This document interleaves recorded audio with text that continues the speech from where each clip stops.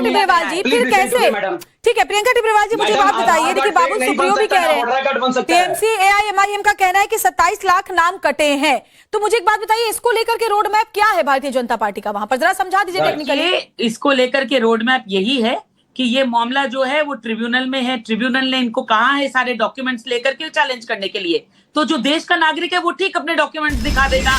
जो कुछ लोगों के नाम जो देश के नागरिक थे लेकिन वो सही समय पर सही डॉक्यूमेंट्स नहीं पेश कर पाए, समय के कारण वो नाम जो है लिस्ट में नहीं आ पाए। मगर देश के नागरिक का एक का नाम भी बाद नहीं जाएगा।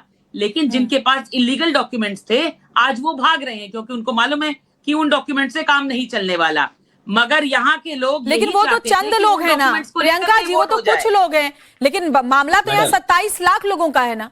कुछ अब आपको कैसे मालूम कि कुछ लोग हैं जो रोहिंग्या हैं? नहीं बताता जो है कि आपने बॉर्डर की बात की, बॉर्डर पर जो लोग दिख रहे हैं मैं उनकी बात कर रही हूँ। बाकी 27 लाख लोगों का कह ही रहे हैं। अरे भाई हम तो कह रहे हैं कि अभी तो सिर्फ दो इस तरह के सिर्फ 2 कैंप बने हैं, उसमें से ये उल्टे पैर भाग रहे हैं। जब हर जिले में हर जगह इस तरह के कैंप बन जाएंगे तो ये खुद ब खुद भागेंगे। कैलकाटा में बड़ी से बड़ी, पश्चिम बंगाल में जितनी कॉलोनियां थी, चाहे वो न्यू टाउन हो, गुलशन कॉलोनी हो, सब खाली हो गई।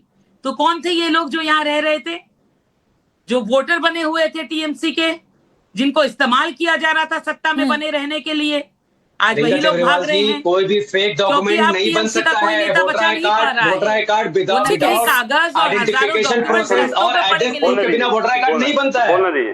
ठीक है संजय सरकार जी, आप कुछ कहना चाहते हैं? मुझे एक बात बताइए, जो वैध तरीके से इतने सालों से हिंदुस्तान में रह रहे हैं, पश्चिम बंगाल में रह रहे हैं, वो जाहिर तौर पर हमारा संसाधन ही यूज कर रहे हैं। वो वहां के जो लोकल लोग हैं, स्थानीय लोग हैं, उनका संसाधन यूज कर रहे हैं। शुभेंदु अधिकारी ने साफ साफ कह दिया कि दामाद नहीं है कि हम बिठा के खिलाएंगे, भागो नहीं तो फिर एक्शन लेगी सरकार। बोलिए सरकार। बात तो हकीकत जमात तो नहीं है। जमात की किस कारण में हो जाए? तो दामाद किसने बना कर रखा हुआ था? आधार कौन डिपार्टमेंट? दामाद किसने बना कर रखा हुआ था संजय सरकार? किसके अंडर में पड़ता? जिस पार्टी में आप पहले थे। जवाब देना दीजिए। आधार सुनिए ना, अभी भी हम पार्टी में हैं, ठीक है? मैं आपको आधार नकली है इसीलिए तो पकड़ा गया, क्योंकि वो नकली आधार कार्ड टीएमसी ने बना दिए थे। इसीलिए आज आधार किसके अंडर में पड़ता है? नकली डॉक्यूमेंट्स इशू करके दिए टीएमसी के काउंसलर्स ने, टीएमसी के पंचायत वालों ने कार्बन कॉपी बनाने की कोशिश की, मगर क्योंकि डेटा मैच नहीं किया, इसीलिए तो जिस चीज को ये लॉजिकल डिस्क्रिपेंसी बोल रहे हैं, वैसे बहुत सारे दस्तावेज मैच नहीं किए जिनका रिकॉर्ड नहीं है, इसीलिए उनके नाम वोटर लिस्ट में ऐड नहीं हो पाए। तो चाहे वो डॉक्यूमेंट लेकर के घूम रहे थे, मगर डॉक्यूमेंट तो नकली थे, जिसको वो कोर्ट में प्रूफ नहीं कर पाए। डुप्लीकेट कार्ड बना के देते हैं पैसा लेके।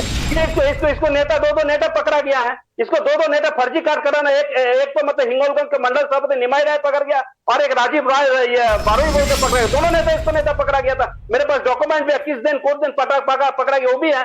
दोनों जब तक भारतीय जनता पार्टी को अंदर में पड़ता है, मिनिस्टर ऑफ इंफॉर्मेशन इलेक्ट्रॉनिक्स ये आधार बनाता है, पैन मिनिस्टर ऑफ फाइनेंस। जवाब दीजिए प्रियंका टिब्रेवाल जी। अरे भाई सुनिए, मैं यही तो कह रही हूँ कि इनकी इतनी झूठ बोलने की आदत है। इसी झूठ से तो ये 15 साल यहाँ पश्चिम बंगाल में टिके हुए थे। ये जिस डिपार्टमेंट की बात कर रहे हैं, आधार जो है वो केंद्र के अंदर पड़ता है, लेकिन उसको भी डुप्लीकेट बनाना सीखे। भाई जो ये लोग नकली नोट छाप लेते हैं, जो लोग बैठ करके नकली नोट छापते हैं बांग्लादेश से, उन नोटों को इधर उधर आदान प्रदान करते हैं, तो इन लोगों के लिए नकली दस्तावेज बनाना कौन सी बड़ी बात थी?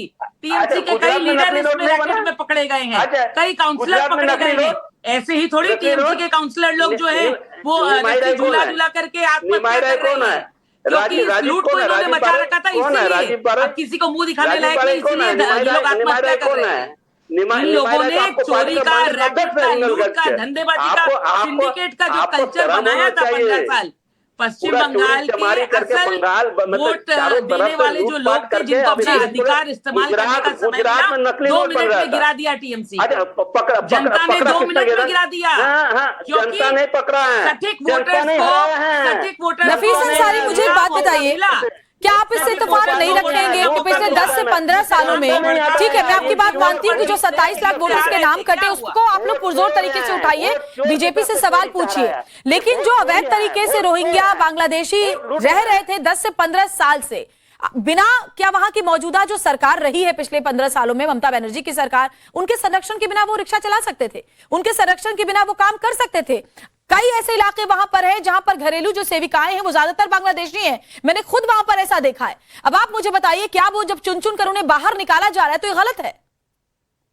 मैडम पहले ही मैंने अपनी बात को स्पष्ट तरीके से रखा कि भारत बीएसएफ वहां पर रहती है और जो लोग वहां से घुसे, जिन्होंने घुसाया है, आप उनको पकड़िए, वी डोंट केयर। पर हमारा मामला शुभेंदु अधिकारी जी का वो बयान है, उन्होंने कहा डिटेक्ट, डिलीट एंड डिपोर्ट। उन्होंने एसआईआर को घुसपैठे से जोड़ दिया, जबकि हमारा संविधान बहुत क्लियरली ये बताता है कि इलीगल घुसपैठिया वो है। अवैध तरीके से रह रहा है मैडम, उसको डिटेक्ट, डिलीट और डिपोर्ट तो करना पड़ेगा ना। सुनिए तो सही मैडम, हमारे देश में घुसपैठिया उनको, प्रियंका जी सुनिए ना, Priyanka ji please listen to me. Madam ऐसे डिबेट होगा क्या? डॉक्यूमेंट्स लेकर मैडम क्या ऐसे डिबेट होगा? प्रियंका जी को बोलने दीजिए, आप बोल लीजिए। प्रियंका जी मैडम मुझे बोलने दीजिए, बात पूरी करने, बोलिए। हमारा भारत संविधान से चलता है, किसी की आइडियोलॉजी से नहीं चलता है। संविधान के अकॉर्डिंग वही घुसपैठिया है जो बगैर वीजा के भारत में आता है। इससे पहले तो आइडियोलॉजी पर चल रहा था। नहीं, मेरी बात सुनिए नफीस जी, इससे पहले जो ममता बनर्जी की सरकार थी ना, आइडियोलॉजी पर ही इन घुसपैठियों को घुसा कर रखा हुआ था। तो मैडम हम टीएमसी के गुंडे से मार खाया है मैंने। मैं टीएमसी का समर्थन नहीं करता हूँ। और जब बीजेपी ने मोहम्मद से सरकार अपनाया तो सब लोग कह रहे थे कि गलत हुआ। हम इमाम वाले कह रहे थे कि जनता ने जो जनादेश दिया हम उसका स्वागत करते हैं। तो टीएमसी का जो बुरा दिन है वो हम पर मत थोपिए। मैं सिर्फ एक क्या दिखा रहे हैं संजय सरकार कुछ दिखा रहे, क्या दिखा रहे हैं संजय सरकार? ये भारतीय जनता पार्टी का नेता है राजकुमार बारोई। ये राजकुमार बारोई भारतीय जनता पार्टी का नेता है। वोटर कार्ड बनाता है, फॉल्स वोट है, वोटर कार्ड बनाते हैं। ये राजकुमार बारोई है, भारतीय जनता नेता। और एक देखा देखिए ये है मंडल अध्यक्ष 50,000 रुपए। तो पश्चिम बंगाल सरकार ने एक्शन क्यों नहीं लिया था? पश्चिम बंगाल सरकार को घुसपैठियों को तभी बाहर करना चाहिए था ना संजय सरकार। इसके अरेस्ट 15 साल से पाल पोस रहे थे, वहाँ के लोकल लोगों का हक मार करके अवैध घुसपैठियों को दे रहे थे, तब शर्म नहीं आई? जो खुद को बीजेपी बता रहे हैं। 50,000 रुपया देके कार्ड बनाते थे बांग्लादेशियों से, पैसा लेके। ये मंडल अध्यक्ष मैं यही तो बता रही हूँ, 4 तारीख के बाद ऐसे कई नेता है जो खुद को बीजेपी बता रहे हैं। अरे खुद को बीजेपी, और अगर ये सब कुछ पकड़ा था तो आपकी सरकार ने आप जीते हैं, आपकी सरकार जनता का राय से जीते हैं, आपको शर्म है? जब आपकी सरकार थी तो वो क्या कटमनी सिंडिकेट चला रही थी? अरे अब तो शर्म करिए, लोगों ने किसी लायक नहीं छोड़ा आपको। पश्चिम बंगाल की बंगालियों ने खास करके टीएमसी के गाल पर ऐसा तमाचा रसीद के मारा है क्योंकि इन्होंने उनका अधिकार छीन लिया था। बंगालियों के नौकरी करने का अधिकार, बंगालियों के सुरक्षित रहने का अधिकार, बंगालियों के खाने पीने का अधिकार, उनके सर पर छत, ये सब कुछ टीएमसी सरकार ने छीन लिया था। इसीलिए उन लोगों ने ऐसा धक्का नहीं मारा कि अब ये समझ नहीं पा रहे। आधे से ज्यादा नेता रिजाइन कर रहे हैं, बाकी नेता जो है वो सुसाइड कर रहे हैं, कुछ नेता जेल चले गए, बाकी जो बाहर बचे हैं। अरे संजय सरकार, जैसे आपने राजनीतिक विश्लेषक लिखना शुरू कर दिया ना, आपके बहुत सारे पार्षदों ने पार्टी छोड़ दी है, सबको समझ में आ गया कि वापसी नहीं होने वाली। और मुझे लगता है संजय सरकार, इसी बात का दुख है क्या टीएमसी को कि उनके जो अवैध घुसपैठिए वाले वोट बैंक है, जब वो निकल जाएंगे तो सत्ता में वापसी के लिए कभी रास्ता बचेगा ही नहीं। उनके पास वोटर कार्ड नहीं है मैडम, उनके पास वोटर कार्ड नहीं है। आप कैसे जानकारी अवैध घुसपैठी टीएमसी के पास? अरे उनके कागज, वो खुद बोल रहे हैं भाई हमारे कैमरे पर कि हम अवैध तरीके से रह रहे थे, बांग्लादेशी हैं। तकलीफ किसको हो रही है? हमें तो तकलीफ नहीं हो रही है।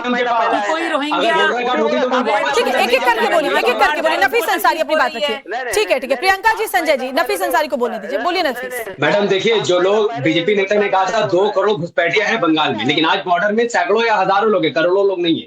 उनके पास कोई वोटर आई कार्ड नहीं है। वोटर आई कार्ड का प्रोसेस बहुत हार्ड है। जब तक आइडेंटिटी प्रूफ ना हो, एड्रेस प्रूफ ना हो, डेट ऑफ बर्थ ना हो, किसी का वोटर आई कार्ड नहीं बन सकता है। और लॉजिकल डिस्क्रिपेंसी के नाम से जिनका नाम कटा है, असल में प्रॉब्लम हो स्पेलिंग है। जैसे मान लीजिए मैं मुसलमान हूँ और जो अधिकारी बैठा है वो बंगाली हिंदू है, मैं उसको कह रहा हूँ नफीस ने लिख दिया नफीस, तो मैं कुछ नहीं कर सकता ना, उसमें लॉजिकल डिस्क्रिपेंसी में मेरा नाम आता है। तो वो लोग तो जब आप कोई निकाल रहा है,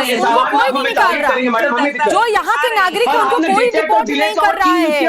मैं आपसे कह रही हूँ ना, घुमाने की प्रियंका जी फटाफट से इस बात का जवाब दीजिए। प्रियंका जी बहुत कम वक्त है, नफीस जी मैं आपकी बात समझ गई, प्रियंका जी जवाब दे दीजिए इस पर। जो बांग्लादेशी वहां पर अपना बांग्लादेश का डॉक्यूमेंट दिखा रहा है, वो पागल थोड़ी ही है जो यहाँ पर आपको दिखाएगा कि कौन सा नकली डॉक्यूमेंट बनाया। लेकिन जिन लोगों के, प्रियंका जी छोटा सा आंसर दे दीजिए प्रियंका जी। जो बात नफीस जी उठा रहे हैं कि जिन लोगों की स्पेलिंग मिस्टेक्स की वजह से या किसी और दिक्कत की वजह से 27 लाख वोटर के नाम कटे, उनका क्या होगा? मैंने अभी तो आपको बताया कि भाई जिनके नाम कटे हैं वो उनका मामला ट्रिब्यूनल में है और ट्रिब्यूनल उनसे ठीक है। रकम के दस्तावेज और सब कुछ मांगने की डिमांड कर चुका है।